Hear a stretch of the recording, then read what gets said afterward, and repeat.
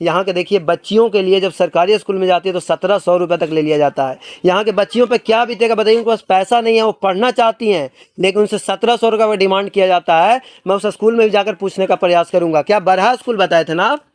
बरहा स्कूल में आपको पैसा ले लिया गया था 1700 रुपया। क्या नाम है आपका? शोभा कुमारी। शोभा कुमारी। क्लास 5 में थे आप?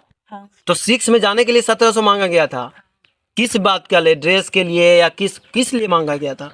सिर्फ बोले थे कि एडमिशन करवाना है, पैसा लगेगा। एडमिशन करवाना है तो 1700 रुपये लगेगा 5 से 6 में जाने के लिए सरकारी स्कूल में।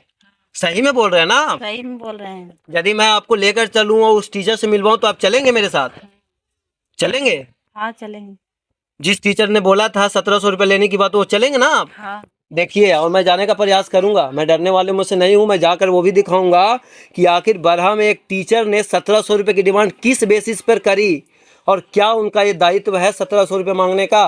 वो टीचर यदि देख रहे होंगे तो इन्हें 1700 रुपये वापस कर दिया जाए और मैं यहाँ पे फिर आऊँगा। और यदि इन्हें 1700 रुपये वापस नहीं किया गया तो मैं उस टीचर से पूछने का प्रयास करूँगा, इनको ले जाकर 1700 रुपये दिलाने का प्रयास करूँगा। और मैं इस दावे के साथ कह रहा हूँ, और वो टीचर ध्यान से सुन ले जिनके द्वारा 1700 रुपये की डिमांड की गई थी। क्या टीचर का नाम बताया आपने? सुरेश। सुरेश सर।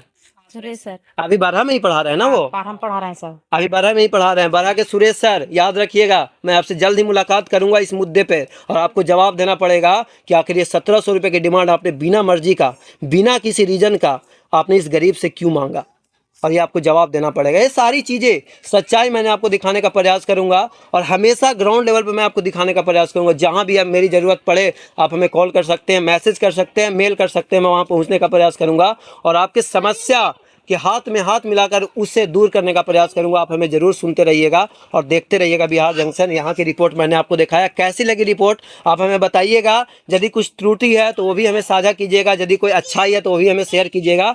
मैं ये सारी चीज़ें आपसे उम्मीद कर रहा हूँ। प्रधानमंत्री कोई छोटी चीज़ नहीं होती है। लोग अपने जो हैं सो बहुत सालों जो है सो बिता देते हैं, फिर भी प्रधानमंत्री को देख या मिल नहीं पाते, लेकिन उन्होंने मिला, इनका सौभाग्य है। लेकिन साथ में इन्हें और कुछ मिलना चाहिए था, वो नहीं मिला, ये जो है दुर्भाग्य है।